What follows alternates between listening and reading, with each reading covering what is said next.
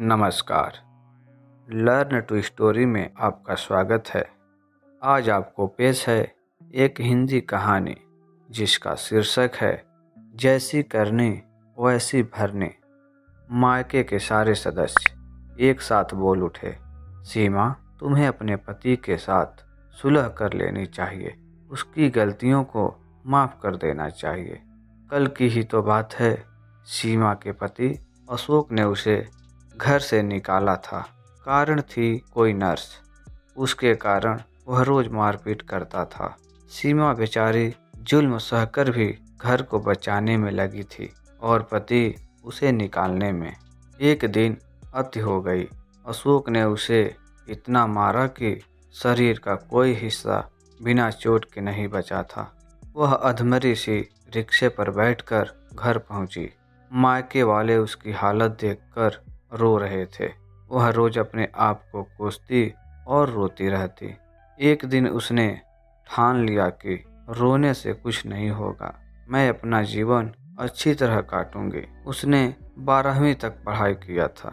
फिर उसके सफल प्रयास के कारण वह स्कूल में प्राथमिक शिक्षिका बन गई।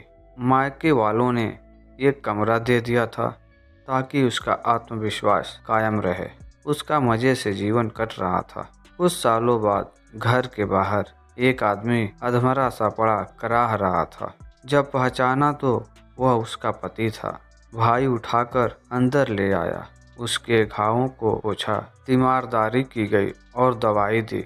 तब जाकर बोलने काबिल हुआ। उसने बताया तो समझ में आया कि उसने नौकरी छोड़ दी थी।